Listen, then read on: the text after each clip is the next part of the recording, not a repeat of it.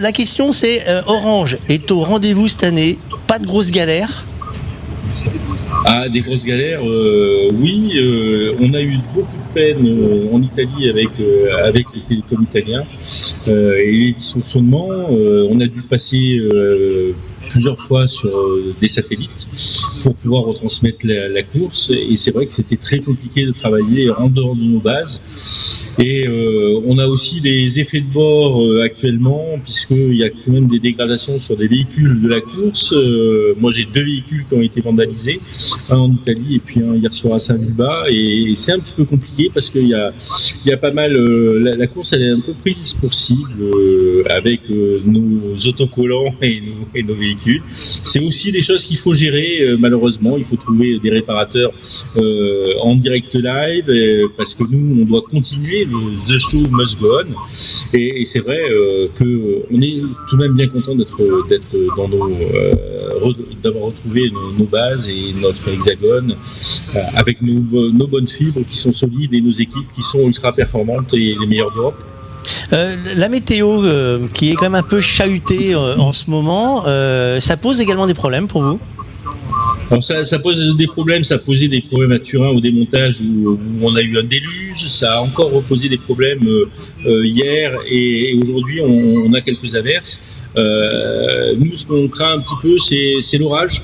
Parce que quand on a des éclairs ou de la foudre qui risque de tomber sur des équipements, ça risque perturber de façon électromagnétique et puis ça risque d'endommager le matériel. Donc c'est un petit peu la crainte, mais on en a connu d'autres, hein, je pense ensemble. Le plus gros défi aujourd'hui pour les équipes d'Orange, parce qu'on en parlait tout à l'heure, la technologie a sacrément évolué. C'est quoi le plus gros défi aujourd'hui, tous les jours? Non, mais Christian est facétieux. Là, on a un tour de dingue cette année avec 11 doubles zones. La dernière étape à Nice, elle est morcelée sur 5 zones différentes et on alimente le mine, enfin le marché d'intérêt national qui est en face de l'aéroport. Donc 144 fibres jusqu'à la place Masséna, c'est un truc énorme, un truc de fou. Et l'interconnexion qu'on fera la veille au col de la Couillole, on est à 72 km. Il faut bien que ce qui sera filmé en haut et puis les commentateurs puissent renvoyer des sons et des images en bas, 72 km. Enfin, c'est vraiment un tour de dingo cette année. Mais ça pimente. Et puis je dis, le col de Couillole, ça va être une étape qui va être d'anthologie, comme d'autres étapes cette année de la Grande Boucle. Cette année, tu as une étape favorite?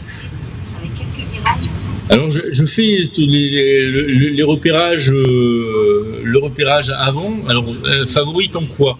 Alors si c'est au niveau culinaire, Saint-Amand-Montrond à la Palme d'Or parce que ils préparent la veille, ils nous font griller un bœuf entier sur la ligne d'arrivée avec un brasero, un barbecue, quelque chose de folie.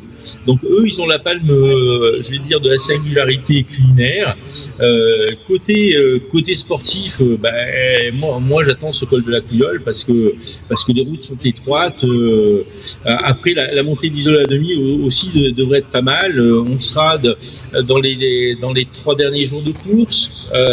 Le contre-la-montre magique entre Monaco et Nice avec cette corniche, avec ce col d'Aise, ça devrait être aussi un juge de paix. J'attends beaucoup des 3 derniers jours de course. Bon écoute, on va te laisser travailler tranquillement. Pour l'instant, il s'ennuie en fait, c'est ça. Et tu sais, il y a du travail avant, du travail après, et il y a un créneau. Mais alors, il faut le choper ce créneau où il profite. Mais alors, il court ce créneau. Qu'est-ce qu'il est court? Merci beaucoup en tout cas, Henri. Bonne émission et bravo à vos auditeurs. Voilà, vous avez des commentaires qui sont décalés, qui sont pertinents, avec des gens compétents. Mon ami Christophe Paco en est un, mais bravo à votre radio et puis je vous souhaite le meilleur pour cette arrivée à Dijon.